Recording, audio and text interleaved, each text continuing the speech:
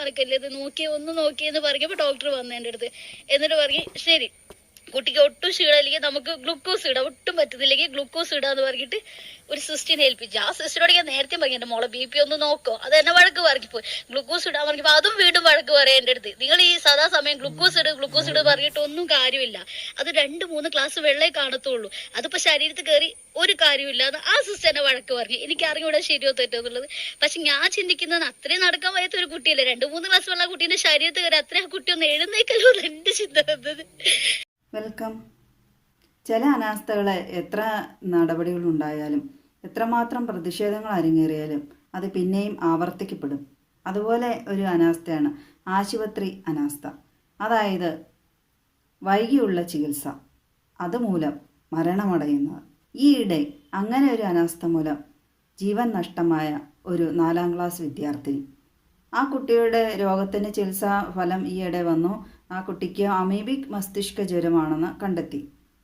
ആൾ മരിച്ചു കഴിഞ്ഞിട്ട് മരിച്ച കുഞ്ഞിൻ്റെ ജാഥ നമ്മൾ എഴുതുന്നു എന്ന് പറഞ്ഞ പോലെ എന്തിനാ? ജീവിച്ചിരിക്കുന്നവർക്ക് അത് ആവശ്യമാണ് ജാഗ്രതാ നിർദ്ദേശത്തിന്.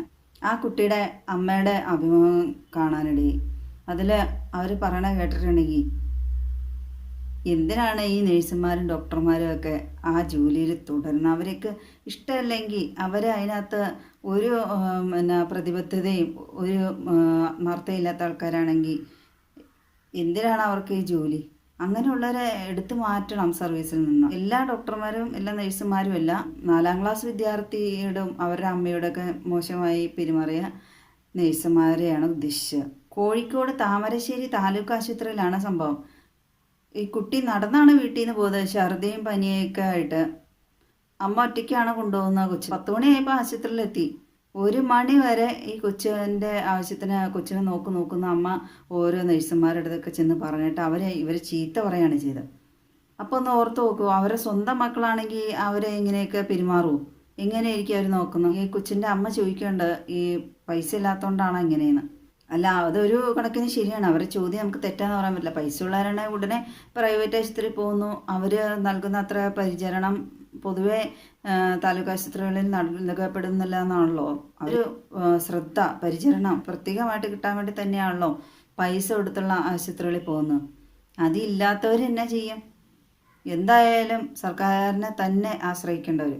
ജീവനോടെ വീട്ടിൽ നിന്ന് ഇറങ്ങിയ കുട്ടിയാണ്. ആ കുട്ടിക്ക് അസുഖം മാറി തിരിച്ചു വരാമെന്നുള്ള ഒരു ബോധ്യത്തിലോ അല്ലെ അങ്ങനെ ഒരു സന്തോഷത്തോടു കൂടിയാണല്ലോ അവർ ആശുപത്രിയിലേക്ക് പോകുന്നത് കുട്ടിയെ കൊണ്ട് മാതാപിതാക്കൾ. അന്നേരമാണ് ഈ കുട്ടിയുടെ ജീവൻ നഷ്ടമാണെന്ന് പറഞ്ഞാൽ എങ്ങനെ സഹിക്കാൻ പറ്റും?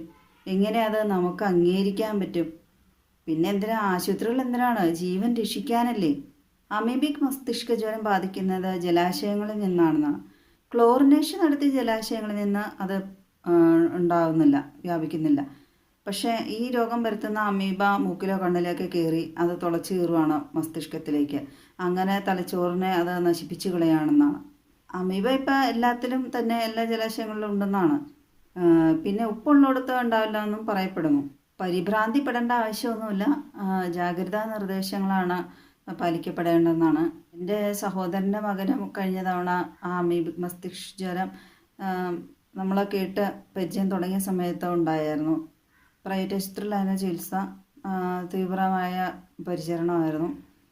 രോഗം മാറി ഇപ്പോൾ ആരോഗ്യവാനായിട്ടിരിക്കുന്നു. തീവ്രമായ പരിചരണം ഉണ്ടെങ്കിൽ ഒരുപക്ഷെ ഈ രോഗം മാറുമായിരിക്കും. അങ്ങനെ അനുഭവസ്ഥരായതുകൊണ്ടാണ് ഈ കുട്ടിക്ക് ചികിത്സ കിട്ടാതെ തന്നെയാണ്, വേണ്ട രീതിയിൽ വേണ്ട സമയത്ത് കിട്ടാത്തതുകൊണ്ട് തന്നെയാണ് കുട്ടിക്ക് മരണത്തിന് കീഴടങ്ങേണ്ടി വന്നതെന്നാണ് എൻ്റെ അഭിപ്രായം.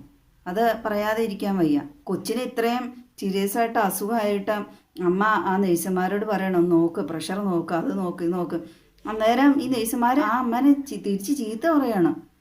അപ്പോൾ ഒന്ന് ഓർത്ത് നോക്കി ആ അമ്മയുടെ ഒരു മാനസിക സ്ഥിതി. കൊച്ചിനെ അസുഖം ഒരു വശത്ത്, ഇവരെ ചീത്തയും കൂടെ കേൾക്കാന്ന് പറയണേ. അപ്പം അങ്ങനെയുള്ള നേഴ്സുമാർക്കെതിരെ തീർച്ചയായും നടപടി സ്വീകരിക്കണമെന്ന് തന്നെയാണ്. എന്നാലാണ് ഇങ്ങനെയുള്ള അവരുടെ മുഷിക്കൊക്കെ ആവർത്തിക്കാതിരിക്കുള്ളൂ. അമ്മയുടെ മാനസികാവസ്ഥ പോലും മനസ്സിലാക്കാൻ കഴിയില്ലാത്ത നേഴ്സുമാരെ എങ്ങനെ നമ്മൾ നേഴ്സുമാരായിട്ട് അംഗീകരിക്കും? അവർക്ക് അതിനോട് ഈ ജോലിയോട് ആത്മാർത്ഥതയില്ല. ഒരു രോഗികളോടോ മനുഷ്യത്വമില്ലാത്ത നേഴ്സുമാരെ എന്തിനാണ് ഇങ്ങനെ സർവീസിൽ വെച്ചുകൊണ്ടിരിക്കുന്നത്?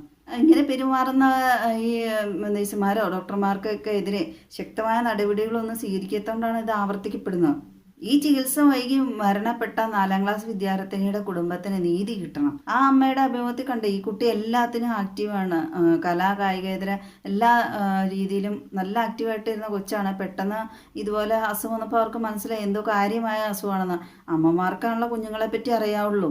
അതുകൊണ്ട് അവർക്ക് പറ്റാവുന്ന എല്ലാ രീതിയിലും അവർ വഴുക്ക് വരെ ഇട്ട് നോക്കി, നഴ്സുമാരോട് നോക്ക്, ഡോക്ടർമാരോട് നോക്കെന്ന് പറഞ്ഞിട്ട്.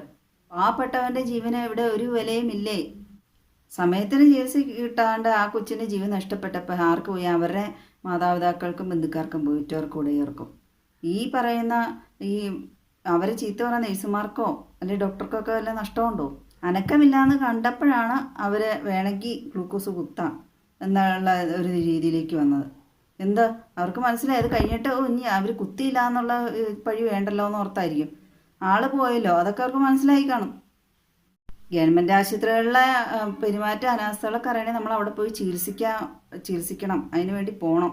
എന്നാലാണ് അവിടുത്തെ കാര്യങ്ങളൊക്കെ നമുക്ക് വ്യക്തമായിട്ട് മനസ്സിലാവുള്ളൂ. ഈ അധികാരികളൊക്കെ പൈസ ഉള്ളവരാണ്ട് ഒരിക്കലും അവിടെ പോയി ചികിത്സിക്കാൻ പോകണമല്ലോ. വിദേശത്തേക്കല്ലേ പോണത് ചികിത്സിക്കാൻ വേണ്ടി. പിന്നെ അവരെങ്ങനെയാണ് അറിയണേ പാവപ്പെട്ടവൻ്റെ അവസ്ഥകളൊക്കെ? ആശുപത്രി ചെന്നിട്ടുണ്ടെങ്കിൽ എങ്ങനെയാണെന്ന് നേരത്തെയൊക്കെ പറയും. എല്ലാവരും ധർമാശുപത്രിയിലെ ധർമ്മം പഠിക്കാൻ പോകും പോലെയാണ് ഡോക്ടർമാരെ നഴ്സുമാരുടെയൊക്കെ ഈ രോഗികളോടുള്ള പെരുമാറ്റം.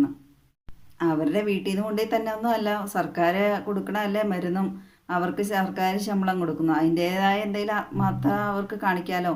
ആത്മാർത്ഥത ഒന്നും കാണിച്ചില്ലെങ്കിലും കുഴപ്പമില്ല, അവരുടെ ഡ്യൂട്ടി ചെയ്യണമല്ലോ. ചികിത്സ വൈകിയത് മൂലം താലൂക്ക് ആശുപത്രിയിൽ വെച്ച് മരണപ്പെട്ട 4ാം ക്ലാസ് വിദ്യാർത്ഥിനിയുടെ മാതാപിതാക്കൾ പരാതി കൊടുത്തിട്ടുണ്ടെന്നാണ്.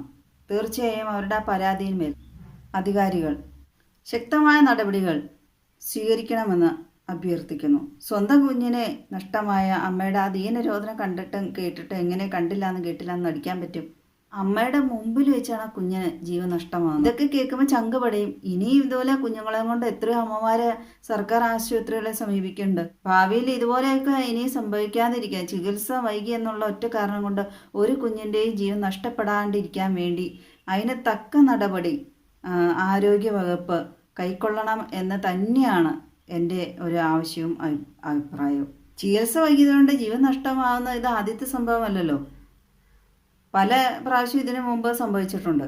അതിങ്ങനെ ആവർത്തിക്കപ്പെടുന്നത് തീർച്ചയായും വേണ്ട രീതിയിലുള്ള നടപടികൾ കൈക്കൊള്ളാത്തതുകൊണ്ടായി.